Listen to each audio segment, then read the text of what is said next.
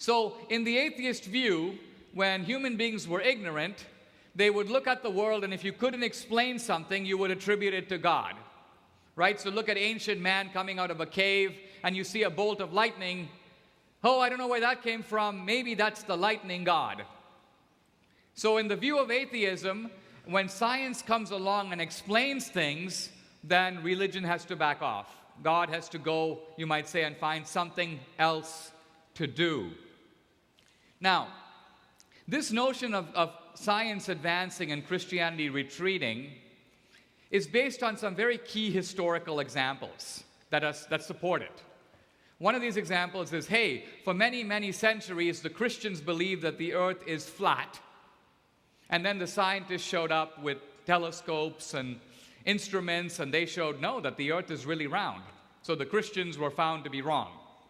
And science, score one for science, science 1, Christianity 0. And then later, centuries later, the Christians said that the earth is the center of the universe. The sun goes around the earth. But scientists, starting with Copernicus and then Galileo, came along and said, no, it's not like that. The earth goes around the sun. It's the other way around. And the Christians were proved wrong again. So this is the atheist storyline.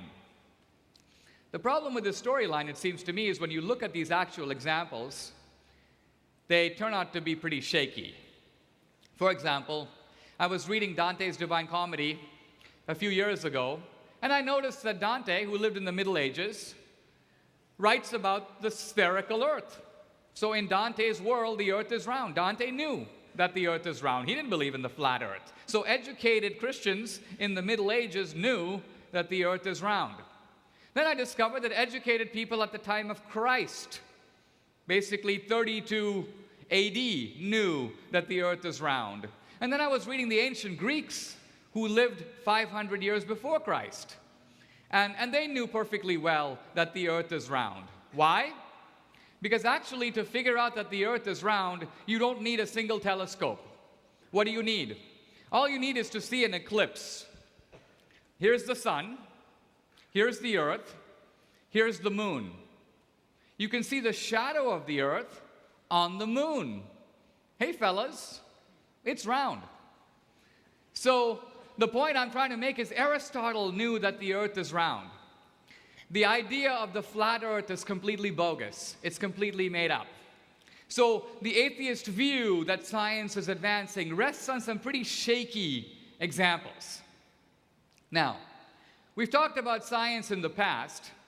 What I want to suggest to you is that modern science in the last 100 years has made some amazing findings that support Christianity, that support the idea of a creator.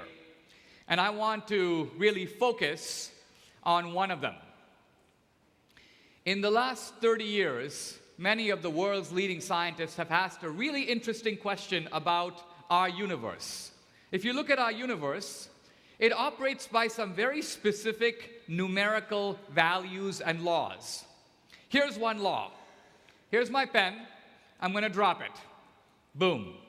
It falls to the ground, but it falls to the ground at a known, not speed, but acceleration. And that is called gravity. Gravity is a known force, and it has a particular value. Here we have some lights in the ceiling. Light travels at a known speed, 186,000 miles per second in a vacuum. Now, if you think about it, you might ask a rather deep question. Why does the universe have these numerical values? Why does light go at this speed, 186,000 miles a second? In science, it's called speed c. Why does light go at speed c and not some other speed? What would the world be like if light went faster? What would the world be like if light went slower? What if light traveled at 60 miles an hour? What would happen? So the scientists asked this deep question about the world. What if the numerical values of all these different forces, the electromagnetic force, the strong force, the electroweak force, all these forces, what if they were different? One physicist, this is Lee Smolin of Princeton, he says it's like this. Here's God. God is sitting at a desk. Now imagine that this desk had 100 different dials. And each dial is set to a specific number. The force of gravity, right here. The speed of light, right here. And on and on and on.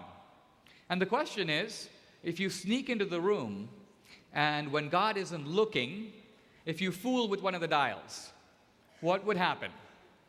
So the scientists who asked this question came up with a very surprising conclusion. This is, by the way, discussed by Stephen Hawking in his book, A Brief History of Time. And Hawking writes that if you touch one of the dials and you move it, not 10%, not 1%, but 1 part in 100,000 millionth million, you would have no universe, you would have no life. In other words, the universe has to be exactly as big as it is, and just as old as it is, and have precisely the numerical values it does, because if it didn't, we wouldn't be here. The universe is fine-tuned for life. And this is called in science the anthropic principle, sometimes known as the principle of fine-tuning. Now, this argument, this discovery, has put modern atheism totally on the defensive. In fact, it's put Stephen Hawking completely on the defensive. Stephen Hawking is actually an atheist. He's probably the world's leading physicist. But how can you be an atheist when you have the fine-tuned universe? It looks like a creator has set these dials to their particular values. So here is Stephen Hawking's solution to explain how we got a fine-tuned universe. He says, well, maybe there are other universes. How many universes? He doesn't know. He says, well, maybe there's an infinity of universes. I was in a debate with a leading physicist not long ago, and he was talking about the infinity of universes. And I said, sir, let's not worry about the infinity of universes. What's the empirical evidence that there is even one universe other than ours? And he goes, there's no evidence for that at all. And I said, well, you're a really smart guy on the frontiers of physics. Is such evidence going to be coming in the future? He goes, no, never. It will never come. I said, why not? He says, because the universe operates by laws. If there's another universe, the laws over there would be different. So we would never be able to connect with that universe. Maybe over there, E equals mc cubed. Whereas over here, E equals mc squared. We would be permanently disconnected from any other universe. We'll never know about it. So I said, if there's no empirical evidence for it, why do you believe it? I mean, I'd like to go along with you, but I just don't have that much faith. The point I'm trying to make is that this poor man, to abolish one invisible God, to avoid having to admit that there's a God, he has to make up in his head millions of invisible universes for which he has no scientific evidence at all. The point I'm trying to make is this is what you see, that atheism itself is resting on its own faith.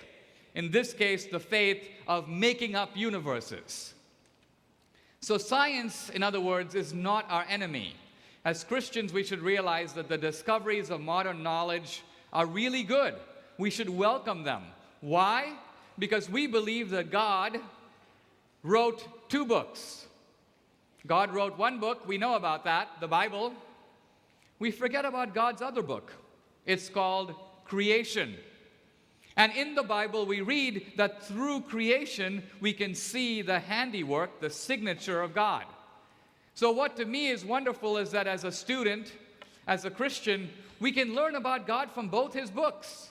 We can learn about nature, and we can learn about Scripture, and both reflect the handiwork of God. Now, I've said a little bit about science. My time is very limited, and so I need to adopt the motto that King Henry VIII used with one of his wives. He said, I just can't keep you too long. And so I need to fast forward a little bit, and I want to talk about Christianity and morality. And remember, I said a little bit ago that Christianity is accused of being responsible for the crimes and wars and divisions of history, and I want to address that argument head on. Is that true? Is it really true that belief in God causes people to become terrorists and murderers and violent and so on? Now, like a lot of arguments that are, I think, in the end, bogus, this allegation by the atheists does contain a grain of truth. Now, often when I speak to students, I say, you know, when you listen to an argument that's wrong, always ask, what is the grain of truth in it? It must have a grain of truth. Why?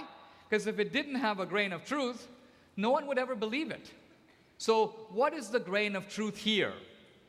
Well, the grain of truth is that the radical Muslims, Al-Qaeda, Hezbollah, Hamas, they are doing bad stuff in the name of God. We know that because they say so. But this is not happening in any other religion. People who say religion is responsible for terrorism, I say to them, where are the Buddhist suicide bombers? I'm waiting for those guys to show up. But they haven't. So what the atheists are doing is they're taking radical Islam and they're trying to equate it to every other religion. And they're trying to equate it to Christianity.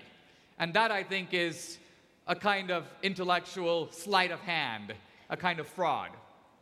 Now, but we can push even further and ask this question.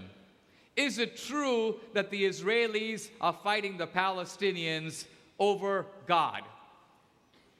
I don't think so. It's true that both sides may appeal to religion, but the fact of it is that the Israelis and the Palestinians are not fighting about God, they are fighting about land. And the Hindus and the Muslims are not fighting about God, they are fighting about Kashmir. And in Northern Ireland, where the Catholics and the Protestants have been crossing swords, even over there, they're not fighting over the Eucharist or transubstantiation. No, they're fighting over which bunch of guys gets to rule that country. You know, there's a story about a guy who's walking on the street in Belfast, and a man jumps behind him and puts a gun in his head and says, "Hey, are you Catholic or are you Protestant?" And the man is, he's understandably kind of nervous, and so he looks over his shoulder and he goes, actually, I'm an atheist. And the voice behind him goes, Catholic atheist or Protestant atheist? And this is a way of saying that ultimately you are not dealing with differences of belief, you're dealing with tribal and territorial differences. Look at history. People say, what about the Crusades? What about the Inquisition? Look at all the horrible things the Christians have done.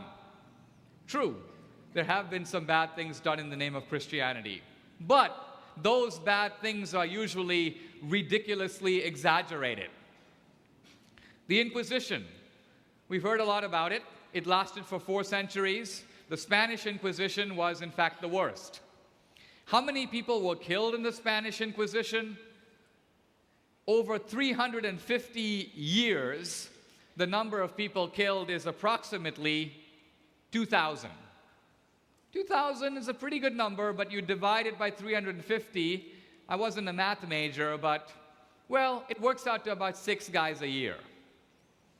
Now, that's not normally considered a world historical crime.